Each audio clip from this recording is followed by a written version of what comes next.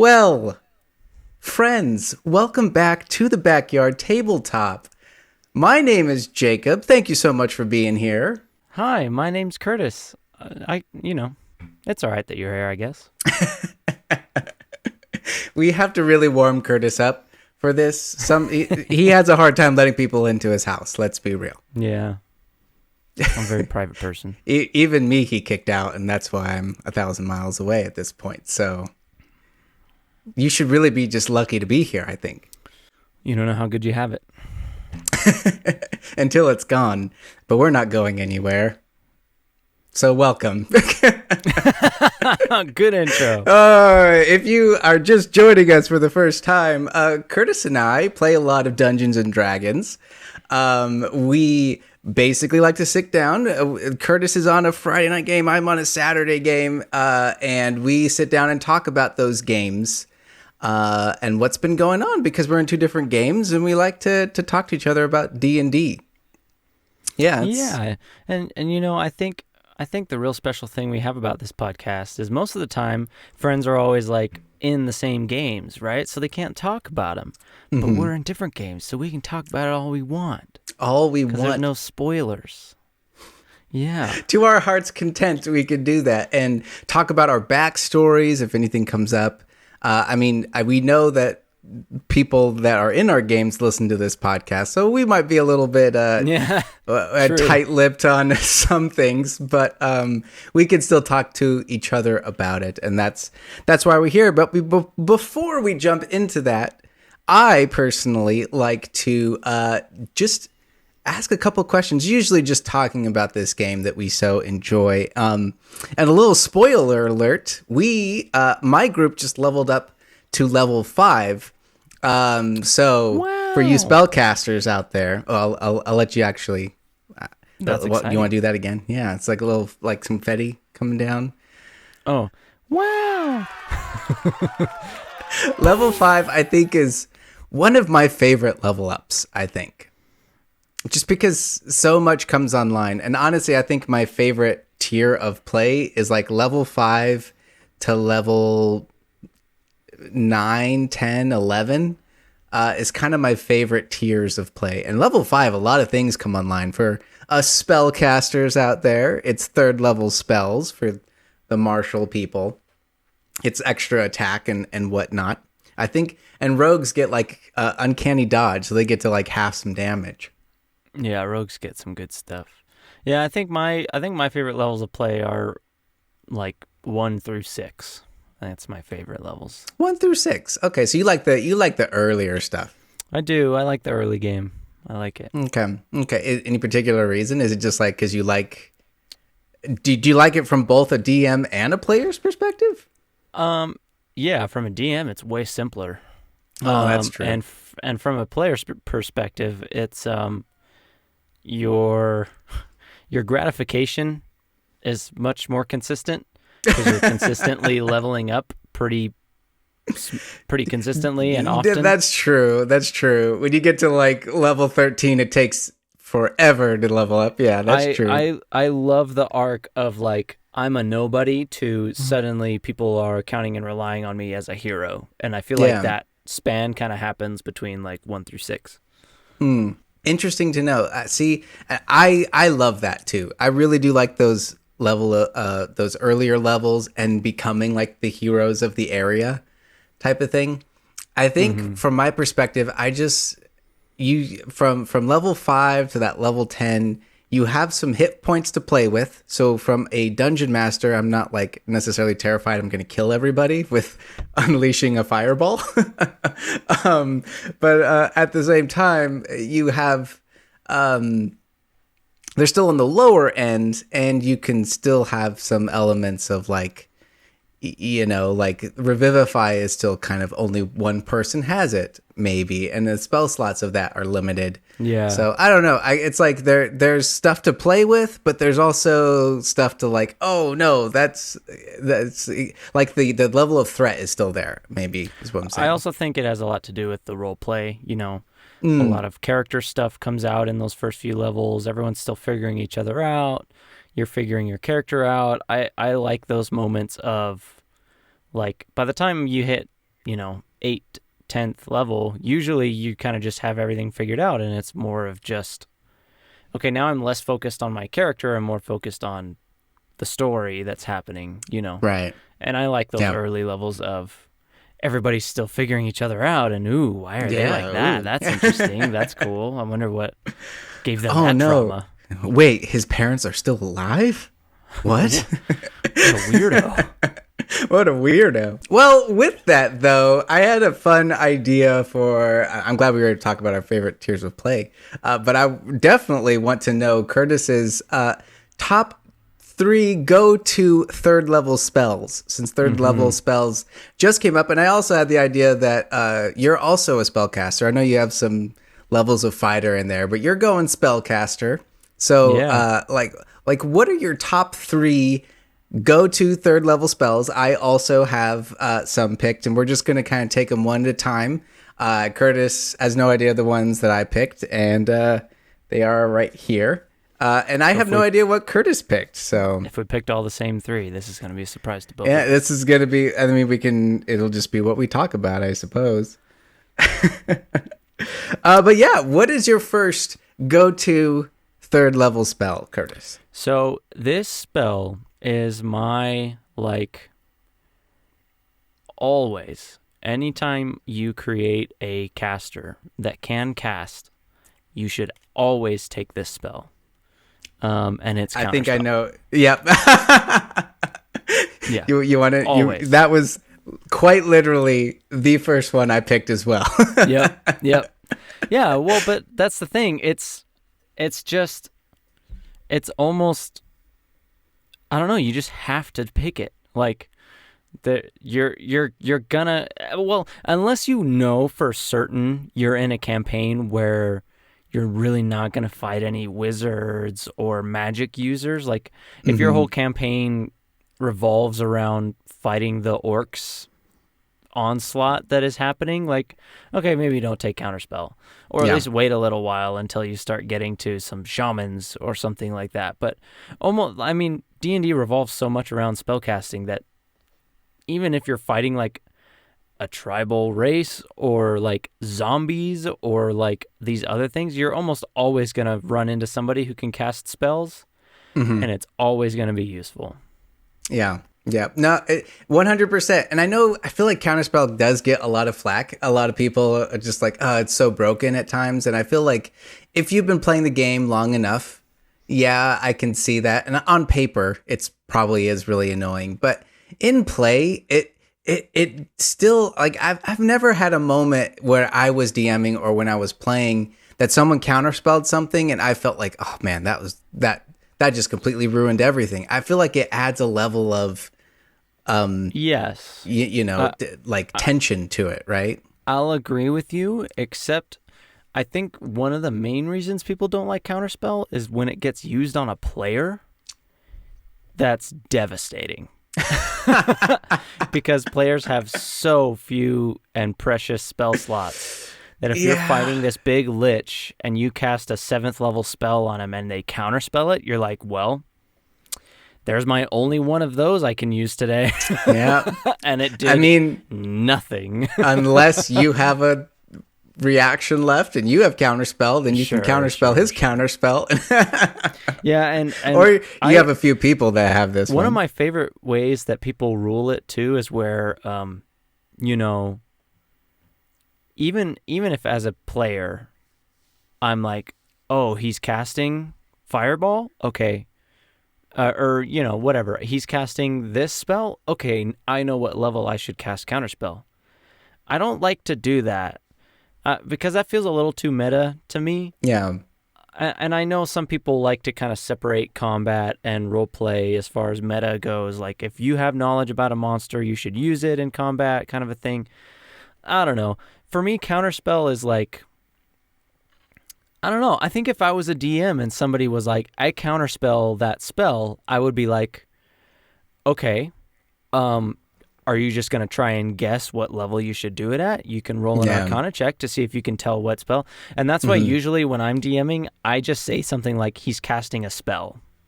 Yeah.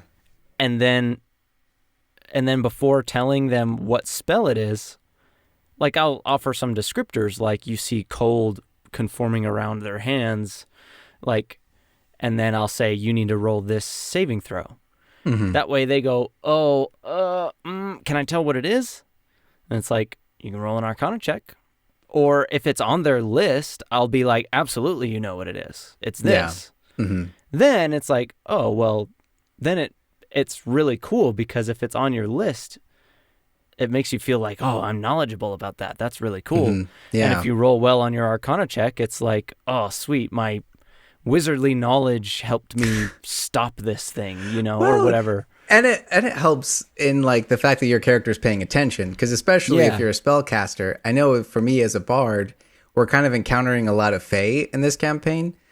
So when I took invisibility, I had in my head, because we've seen several Fae cast invisibility, and because Fae are kind of naturally gifted in magic, I'm kind of like that. I feel like my bard would be able to figure out how exactly they're casting that spell. So it's fun to also do stuff like that, so your character is paying attention on the movements and the verbiage and et cetera, et cetera. Exactly. So, and I think I definitely agree there. Yeah. Yeah. Counterspell. It's just that good. Just that good. Do you want to guess what? Yeah, I guess what your second one is. Huh? First one was Counterspell for me. My second one is Revivify.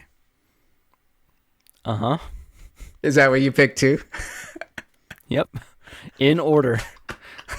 Oh my gosh, this is incredible. Our third one is not going to be the same. Okay. Well, that's good to know. But Revivify. I do have a couple honorable mentions too that we can mention at the end. But oh man, that is. I probably have some honorable mentions that were. So tell me why you picked Revivify. Jake. Oh, Revivify is, well, it's like when it comes online. I mean, it doesn't come up that often, I feel like, unless you play in a difficult campaign. It doesn't come up that often, but when it does, oh my gosh, are you incredibly grateful that it's there. And it's pretty much once you kind of figure out that Revivify is a thing, and I'm a cleric or someone that's able to cast this spell, it's kind of like, okay, I need some diamonds, y'all. Like, it's almost a given. It becomes a thing. I think almost even more than Counterspell, Revivify is like, if it's on your list, you prepare it always, unless you're on like a 3-day stint where you're just going to be shopping or something. Then maybe you don't need it. But anytime you're actually in play, just always have it. And the nice thing is the classes that can cast it just don't need to prepare it. They just always have it prepared, but they need to, or not prepared, they don't need to learn it. They just always know it, like cleric and stuff. But I will also add, I know Matt Mercer introduced the whole rolling, so it's like it doesn't necessarily work all the time, and there's a whole DC with it, and those are the rules that we play with in our games. And I will say that also adds some level of tension and some really cool role play options as well. So it's not necessarily in our group, it's homebrew, but in our group it adds some fun. I mean, it still has the possibility of not working, which is sad, but I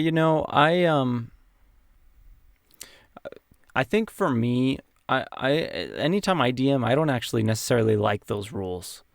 Oh, really? Okay. Yeah, I'm not a big fan of those. I think if you have a spell that's meant to do something, even if it is bring somebody back from the dead, like Revivify already has a lot of caveats. It's very expensive, especially for the level you're casting it at. And you have to do it fast, like right at the end of combat or sooner. Otherwise, you run the risk of it not working.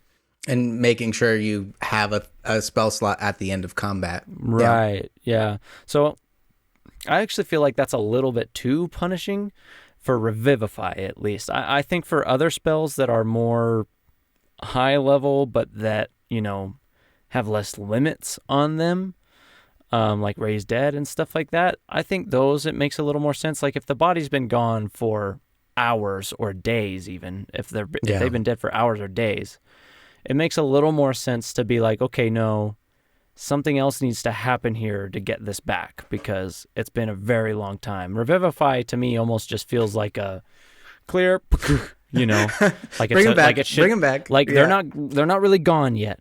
That's why it has a time limit, right? They're not really gone yet. They're just fading, and you just got to pull them right back real quick. So personally, for me, I actually don't necessarily like those extra rules. Hey, to each their own. I think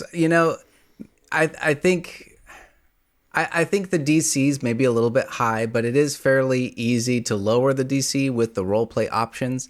I think that's why I like it. If it was just something that's like, nope, there's a DC involved, and so you have to roll, and it's like, oh, it's like a medicine check or something.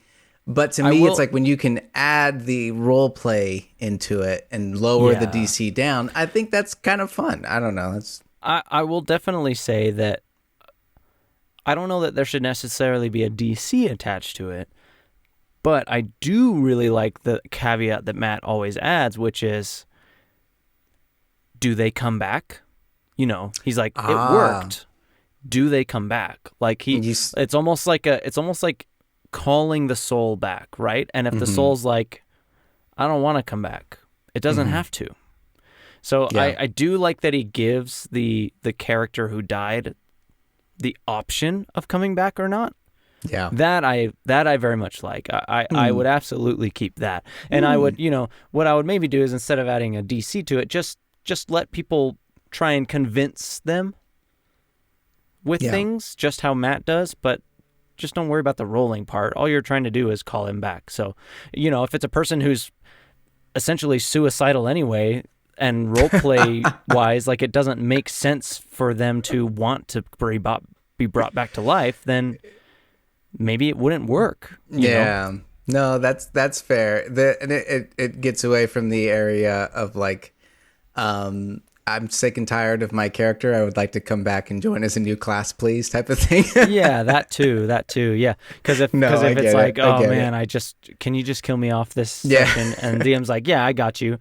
And he tries to kill him off 3 times, and they like revivify him every time. And every time. Like, okay, well, just let me die. It's like at that point, just be honest with your friends. Yeah. Oh, well, that's absolutely hilarious. Okay, Kurtis, what is your third? What is your third option?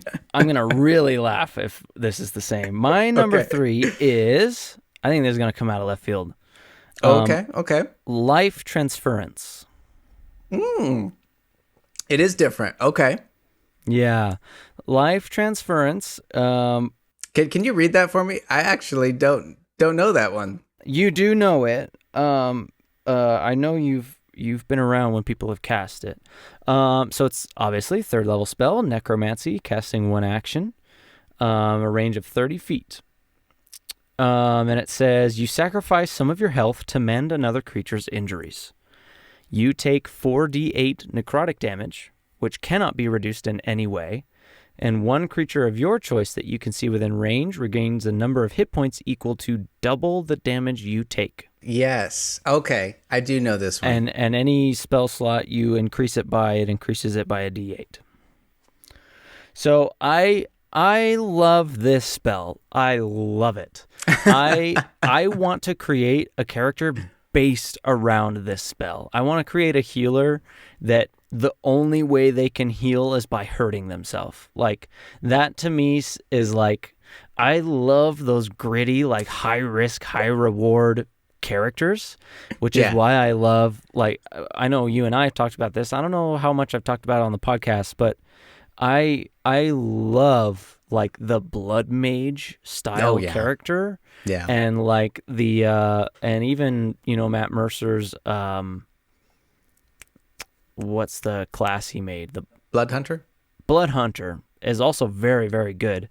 I just love those classes that it's like you have to sacrifice to create or cast or do something. Like it takes something of you, but because of that, it's a much stronger version of that, even like the blood mages from Dragon Age have always been like, that's so cool to me because it's so, I don't know why, I just love high risk, high reward characters. Mm-hmm.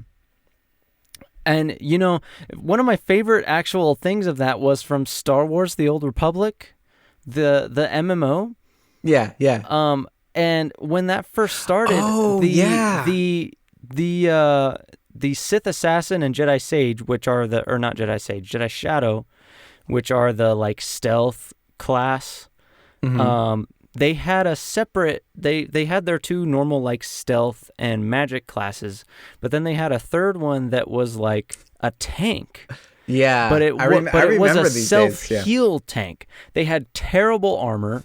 They had terrible all of these other things. But the reason they were a tank was because they were a self-sustained tank. So all of their attacks and abilities, so like they took a ton of damage, but all their attacks and abilities would heal them as they were taking their damage. Yeah. So as long as you kind of kept the damage output going, you'd stay up because you're constantly healing. Like, I love stuff like that. And then they changed it, and it sucks now. Well, thank you for coming to Curtis's TED Talk. That's what we do this. This is the Backyard Tabletop. We get on rants, and we're just chilling. I love it. No, it's so true. It's so true. I probably... For me, there's a level of play that's like, okay, if I were to do that, I have to like psych myself up to be like, okay, I got to pay attention to what I'm doing. Yeah. Which I very much can see that you like doing stuff like that. You like paying attention and what's going on. Consistently weigh the pros and cons of like, where's my health at? How much is this person hurting? Do I think I can do this next round without dying if I do this? Like all sorts of stuff. There's actually the same guy we've talked about before, the D4 Network guy, Colby. Oh yeah. He's great. He's done a sort of build around this. It was almost more of a like, I can't heal unless I'm like, his was a little weirder because it was almost like a self-flagellation. Right, cleric. like serving like, the god of pain or something. I have to like hurt that. myself to help you, kind of a thing. Yeah. And I'm like, that's not exactly where I'm trying to go with it. But when you're worshiping the god of pain, that kind of makes sense. yeah, you know? exactly. Yeah. So I just really like stuff like that. I've thought about it. I'm like, I could imagine there being like a divine warlock, maybe a little bit of sorcerer in there, and you could play like a dwarf for the extra hit points and all this other kind of stuff. Like, I don't know, like, because then you could have some armor, so you're a little harder to hit, a little more, so like you'd have to focus a lot on survivability and buffing along with your heal, like if that was how you were going to consistently heal people. What it really does is it makes a really great in a pinch heal, because it's like that is so much healing in one spell. 4d8 times 2, that's so much healing. Like, can you imagine if you rolled all 8s on that? That's 64 healing with one 3rd level spell. Like, that's crazy. That's powerful too. That's powerful. Yeah. Do you know what book that came out in? Is that a fairly recent one? I can double check. Huh. It was in Xanathar's. Xanathar's. Okay. Huh. That's pretty great. I like it's been that. around for a while. So Sarah has used this spell a lot as her clerics. Okay, that's probably where I've seen it before. That's how I figured you've seen it I know. before, yeah. I think it was in the Dragon of Icespire Peak campaign where her cleric. Yeah, that was great. Used it a lot there, and it made sense for a lot of her character too, that she wasn't necessarily the healer cleric, because she was also very self-sacrificial. Right. So that spell made a lot of sense, and she role played that great. Sarah tends to play self-sacrificial characters. It's great. She just likes that style. It's great. Yeah, it's great. It reminds me of the Wither and Bloom one. Our wizard just took that one. I love the interesting healing spells they've been coming out with. You know, I it's so much better than just like, you're healed. It's like, no, I can move this one around and it does different things. And like, this is cool. Like, well, I like that they're adding it to other classes too. Do you know if this one is other class? And Wither and Bloom's on the wizard spell list. So This one's life transference is on the wizard list. It's on the wizard and cleric list, but I know you can get it from warlock and sorcerer depending on the subclasses you take. Nice. Okay. See, and I like that. I like that they're adding healing spells to other classes, so it's not just the cleric's job, and then that's great. I love the idea of playing like a dedicated healer that's not a cleric or a druid, but playing like a divine warlock along with a like celestial blooded sorcerer combination. Yeah. And just getting all those divine spells, so it's like, yeah, I don't care about religion at all, but I can heal you because I'm connected to this deity. Right. Kind of a thing. Like, yeah. It's something we can do on the offside. I love that. Well, that's a great choice. What's your third? I am probably going to get some flack for this, and I just want to reiterate, it's like I didn't say the best third level spells. I said our go-to. And I fell in love with this spell, actually, in that campaign you just mentioned. Slow was my third pick. Oh, my gosh. Now, the thing with this one is that, no, it doesn't do a heck of a lot. It's like Kurtis had to take a second and just go back to those. He has to probably reliving months of frustration. See, that's the thing about it, is that I feel like a lot of people sleep on this because they're kind of like, oh, it does a -2 to deck saves and a -2 to like stuff, and they're like so much like worse than that. Their speed is, I have to look it up, but the thing about it that I love is that it goes up to 6 targets, and it specifically says you pick the 6 targets. Which isn't necessarily, especially in third level, like, for example, like Hypnotic Pattern is one that I actually just took as my bard. And that one is specific. It's like, it's the area. So you have to like be careful about where you put stuff. And I feel like that, same with like Fireball and like, even if you were to do, the lightning bolt, where you're kind of like, you have to shoot it. It's like it's a direct line, so you have to make sure you don't hit any of your allies. Slow, you get to pick. And I was just like, oh my gosh. There was six creatures within 40 feet, right? There was not, once I got, to a higher level and I was able to use some extra spell slots, I don't think there was a fight that I did not drop. Didn't at least try it, yeah. It was huge. And the other thing was spellcasters is that you have to roll to see if their spell goes off this turn or next turn.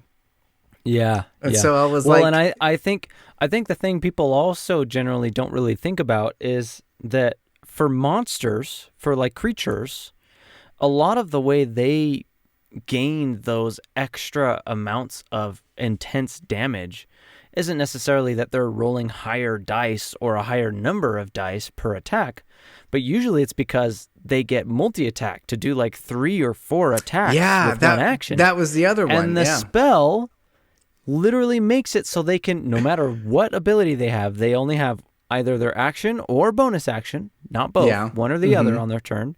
And if they use their action to attack, no matter how many multi-attacks they get, they only get to make one single attack in a round. It's so good. And I feel like a lot of people I remember there was this. one particular fight I was actually worried about going into with like 5 creatures. And you cast slow and got like 3 out of 5 of them, and you guys mopped the floor with them because they had multi-attack. They didn't have much other than like they could attack 4 times in a round, and it was like a D8 per attack. So like that would have been a ton of damage with like 5 of those guys going at you, but suddenly they were doing like a quarter of the damage they should have been. And I think it's a wisdom save. So getting on those fighters and stuff, So that was my third level pick because I just had so much fun, and just the fact that I get to pick who is affected. I don't have to it doesn't matter, if your barbarian or your fighters in there or your paladins in there, you just can pick the other dude. Like It's just so good that way. So that was mine. Yeah, that is funny because one of my honorable mentions was haste, which is essentially the opposite. Yeah, it buffs one creature to have double the speed. They can take an extra attack in the round. All these kinds of things. Better AC, which was definitely on my list. My honorable mention was lightning. Lightning bolt. Lightning bolt, yes, third level. Yeah. Mm-hmm. That was mine. My other one was fireball, which is the that's same amazing. spell, but I was gonna ask instead of a sphere. Yep. I was gonna ask you, lightning bolt or fireball. So you go fireball over lightning bolt, huh? Literally, I actually generally tend to like lightning bolt better, because it's more pinpointed. But I would say fireball is better because it's just more iconic, and also as an evocation wizard, you don't have to worry as much about who you're getting caught in your stuff, which is what I am.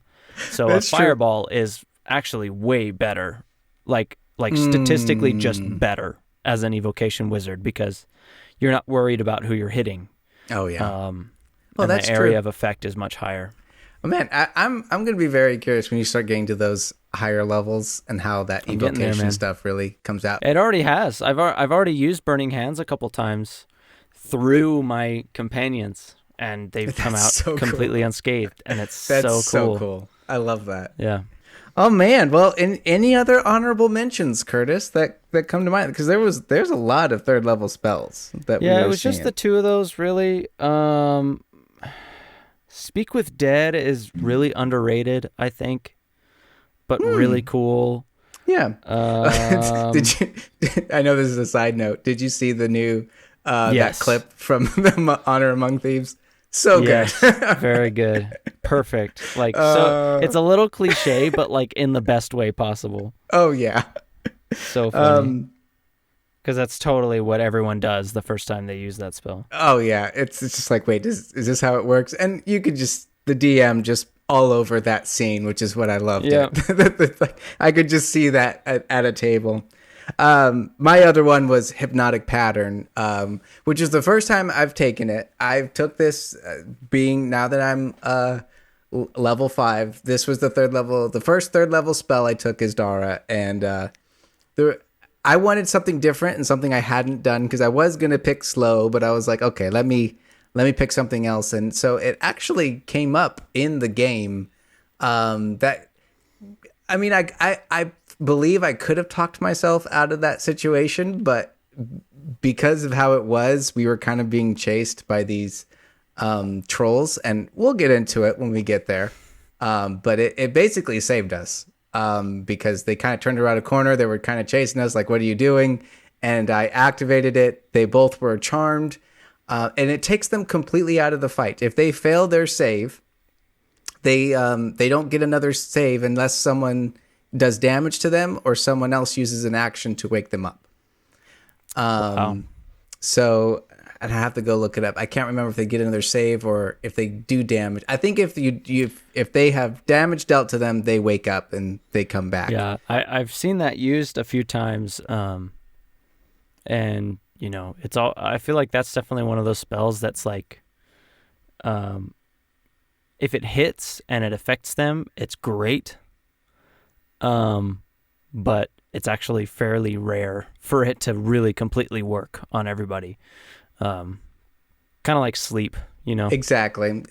Yeah. And then it's a little bit of one of those kind of save or suck spells, but when it does work, it really is good. Yeah. It completely takes someone out of the fight.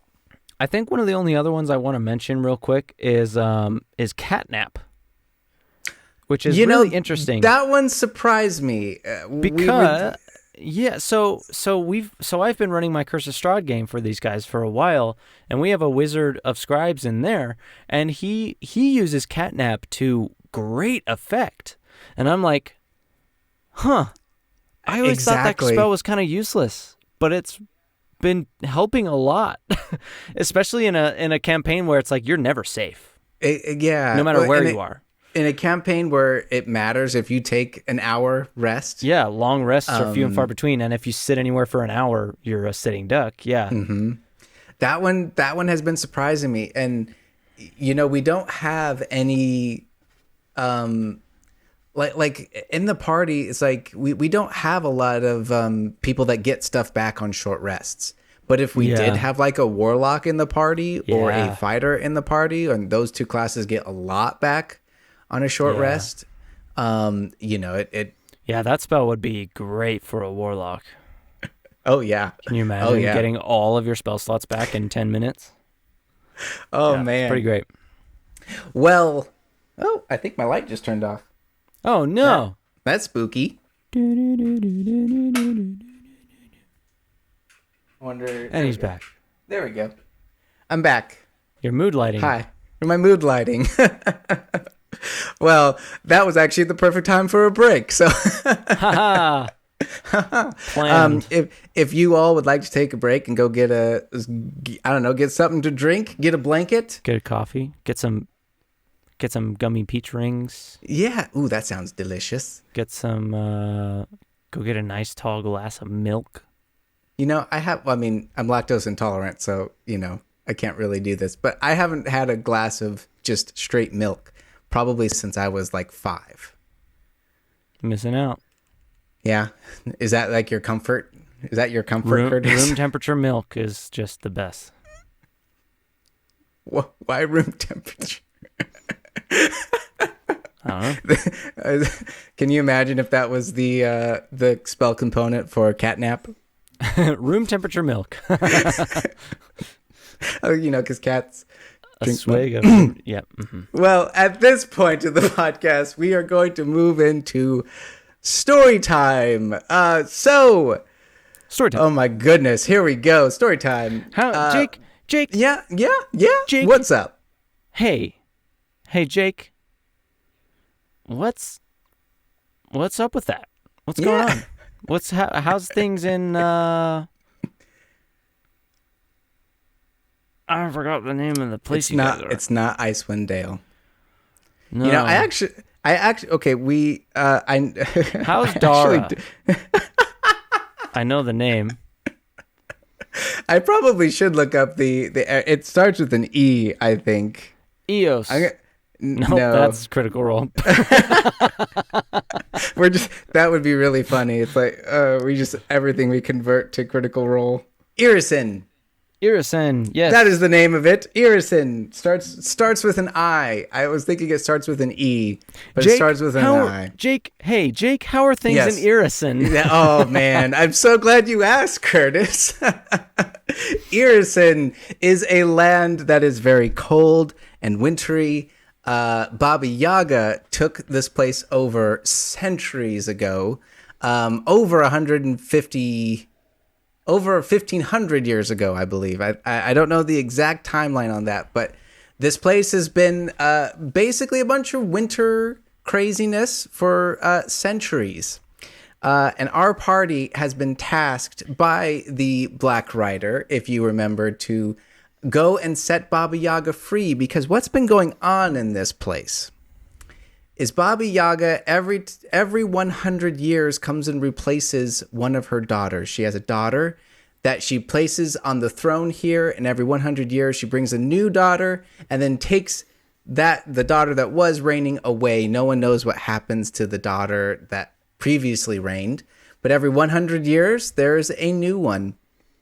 But with the latest one, she has apparently trapped Baba Yaga's hut. She's been around for too long. And so Baba Yaga has not returned because we don't really know the circumstances, but if Baba Yaga doesn't have access to her hut, she cannot plane jump that Baba Yaga do. What if you go and free Baba Yaga and it's just John Wick? Oh, dude, that would be so crazy. Now he just hops out of a portal and starts just shooting dudes. Now that would be, I don't know who would be scarier, fighting Baba Yaga or fighting John Wick. Well, my gosh, the Russian mafia used to call John Wick Baba Yaga because he's the boogeyman. Oh my goodness. Well, I'm gonna have to ask Dip about that. I guess we'll get there. We'll eventually get to You'll that. find out. That BBEG. Can you imagine?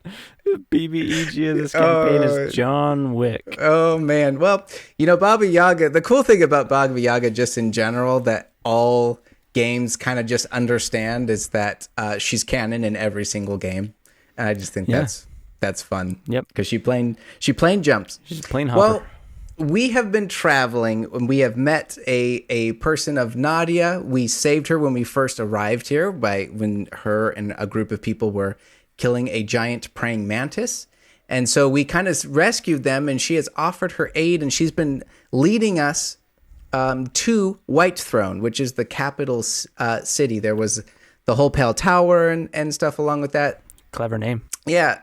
White Throne is the capital. So once we kind of took care of the Pale Tower, that was our next destination. That's what we should rename Washington, D.C. That would be cool. I like that. Washington. Would you like Washington WT? No, it'd just be White Throne. No Washington, no D.C., no, just White Throne. Yeah. Well, we'll put in an application. Maybe we can do that a bill. We can put in a bill. It's like, yeah, we'll talk to our local representatives. Okay. Make sure to vote, everybody. Oh, I love it. If you see this on the next ballot, vote for it. Vote for it. Renaming. Now we know where. Now you know where it came from. We have been traveling with Nadia and her two boys. There was a series of stuff happen. Mostly it's been actually a great time of role play, because kind of the first part of this leg of journey was kind of really quick. So this journey has been taking quite some time. It's been about 10 days on this journey.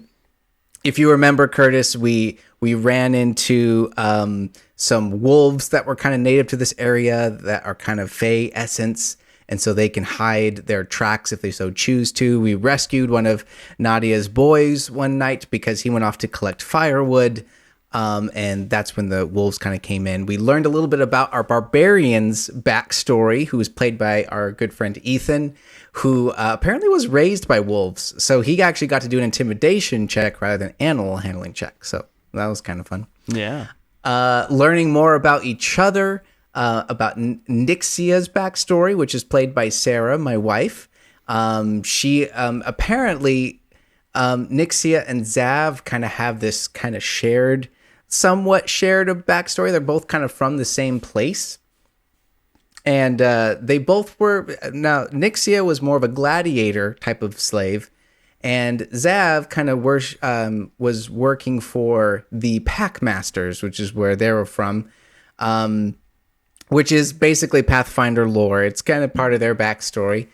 If we so choose to, we can get into that maybe a little bit later, but only a little bit has been revealed about that. So we're slowly learning about them. We're learning that our wizard, well, he's did I tell you about that he's connected to a ring that Dara has? Yeah. Mm-hmm. Yeah, we talked about that in one of our first runs, yeah. Yeah, so we kind of had an element, and that's where I will pick it back up, because if you recall, we had just ran into off in the distance, we saw kind of a fight breaking out. We could barely kind of see what was going on. They were humanoid shapes, and it looked like some sort of fight. So as we came rushing up, these two Fey-like creatures had just killed a man, and they were looking around this house that was there. So we fought them, and we killed those creatures, except... No, actually they got away. No, I was thinking one got away, but actually they both escaped. Because kind of this happened, we fought them for a little bit, but they fled. The woman there, and her name was, I believe, Margette, Marette, I believe was her name. That we learned a little bit of a little story here. And she believed why these creatures attacked was because of her son. We learned that when she was in her teens, she was seduced by a satyr when she was in her teens. They're known to do that. Yeah, and she became pregnant. Now, the satyr wound up leaving. As they do. But she became pregnant. the jerk of a creature that he was, I suppose. You can't hold a fey creature down, man. And because of this, the town that she was in basically kind of outcast her. She had a fawn who was the baby, which is like a half man, half satyr, basically. And the fawn also wasn't treated very well by the town. So they wound up later in life. She wound up getting married by apparently a good man. Had a few more children. I believe they were daughter. But if I remember correctly, when the fawn became of age, I believe he was still pretty young. So I believe he was like maybe 12 or 13. I could be wrong. We didn't know exactly his age, but when he kind of became of age, he made a decision to leave because he was a fawn. They were just outside of the town that we were really close to. And because he was there, he was feeling really bad that his mom got kicked out of town because of him. So he wound up leaving, running away. And he kind of fell into a bad crowd of other fey creatures. And in kind of a moment of explaining like what was going on, his the reason why I'm here is because my mom was outcasted. The town saw, me as a creature that is tainted by this fey. And these fey creatures got really upset, as fey do. They act on their emotions. Yeah. And they were like, no, they should be the ones. It's like, no, the fey is the good part. They shouldn't be, that the taint should actually be the humans. They should be ashamed that you're half human. Yeah, exactly. So they became very angry and went to go attack the family. So when the creatures ran away from the house, we learned that, and then we went to go track them down. And we came across the barn. That is where we found the young fawn who was there, and he was kind of tied up in this barn. And these other two were kind of telling him that you need to go kill the family that you're from because you need to prove that you're still our friend. It was a very manipulative type of situation. Yeah. Go prove your fey self. Basically kill your human side. Yeah. Yep. But we wound up. There was a fight that broke out. We wound up winning. It was pretty close because they actually attacked the fawn. So we all, as players, were like, "No, don't kill the fawn!" Yeah. Because he probably only had like six points or whatever. But we wound up saving the young fawn, and we brought him back to his family, and we had it was a wholesome moment as we kind of came back because there was some cool role play that happened with my character and the fawn. I believe his name was Garant, I believe was the name of the fawn. And he kind of was like, it's like all I was doing was just explaining my backs, like who I am and why I was there. I didn't mean to get anyone hurt. Yeah. And so it was kind of a cool, and he was like, is my mom, like, I got apparently her husband killed. Is my mom gonna like hate me? So it was kind of a fun role play moment. And then when the fawn and the mother meet, there was a little bit of hesitation, but she wanted to bring him in for a big hug. It was very wholesome, and she thanked us for us saving the boy, and we all got to stay there that night. Nice. Now, this is a little interesting note that I don't really know much about, and I don't know whether to read into it. Our wizard goes into the ring. So he comes to Dara that night and is like, "Hey, I need to go into the ring in order to kind of refresh my mind and kind of revivify myself a little bit tonight." And so he does. The next morning, he respawns. He comes out of the ring and respawns. And essentially, he starts looking at particularly the families a little bit odd. And so it seems, we don't know much about it. I got to have a little bit of a conversation, but our wizard's being coy.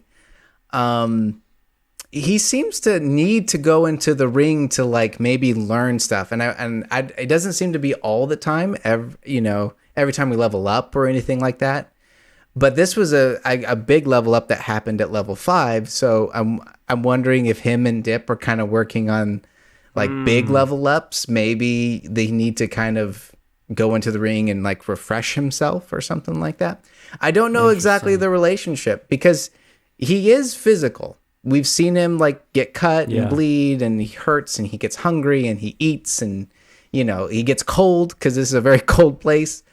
So it's interesting that we're kind of. And this is just me kind of. I don't know anything about this character. It's not like I've talked to Ross or anything about it, but it almost feels to me like some kind of lich experiment, right? Almost like the ring is like his anchor, his phylactery in a way, and he doesn't necessarily feed on souls, but the ring does hold his soul. Or almost more like a Voldemort thing, right? Like where he's put his soul into this thing, and he can manifest and be himself, but he will have to return to the ring from time to time to sort of reinvigorate and understand things better and reconnect with his soul. Otherwise, other bad things happen. Like, I wonder if it was almost like at some point he was like a 20th level wizard. And then something crazy happened and he lost all of his memories and his knowledge and his spells. And that's why he had to go back into the ring, because he had to remind himself of some of that in order to get these really higher level spells, like 3rd level spells. Now, you might be onto something there, because the little that we've kind of pulled from Ross's character about his backstory is apparently he used to be a jeweler of sorts. He used to either be enchanting items or kind of inspecting items of some kind. So he worked a lot with jewelry and rings and things like that. And so it seems very interesting that his soul got placed in a ring. And so, you might be onto something there. It seems like it might have worked something like a phylactery. That would be an interesting idea. And I could very much see Dip kind of pulling from that lore to make that work. I like that. Yeah. So that was an interesting little role play moment, and he was looking at the families a little bit oddly or strangely or kind of reminiscent. So we think there might be a family from his past, would be my guess. He might have had a family at some point. Yeah. That was just me trying to do an insight check, so we'll see about that.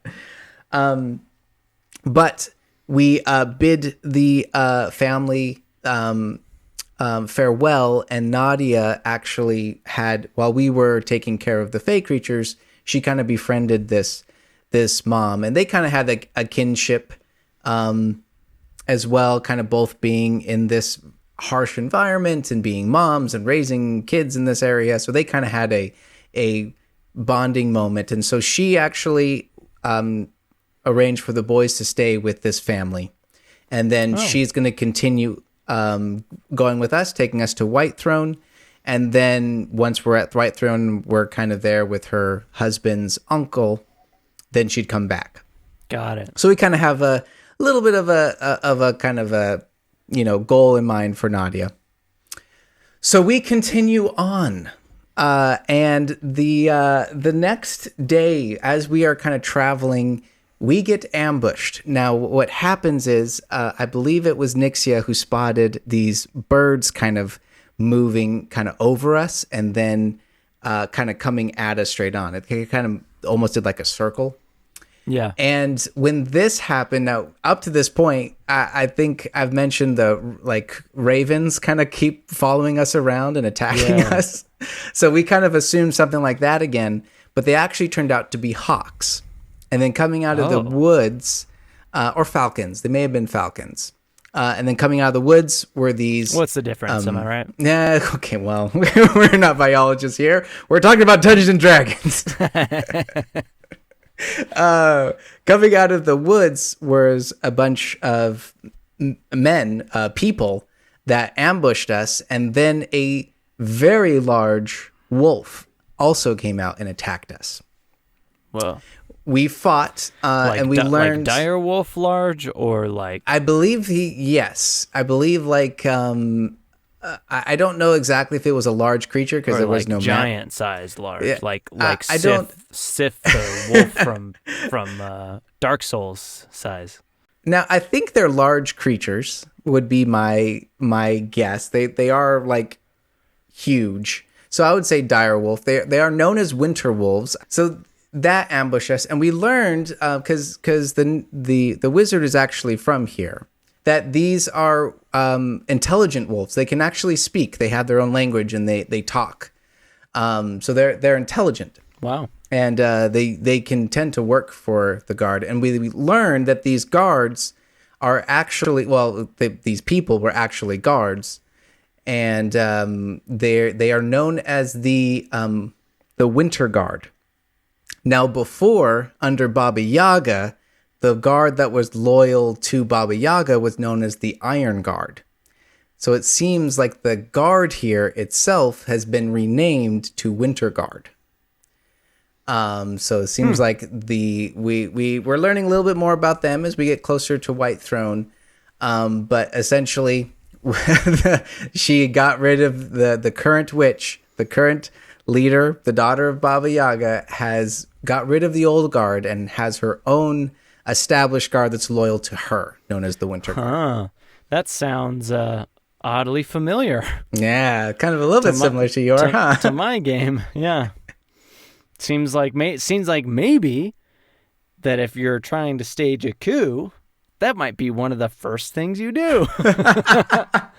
Kind of interesting how you do that, huh? It's like when you need to secure your reign, you need to make sure the people are loyal to you. Yep. So we dealt with that, and we continued on this traveling. We're getting very close now to White Throne. I believe we're in a day or two, and I will end it here with this last little bit of story. We came up to this bridge, and these creatures known as the aquatic marrows.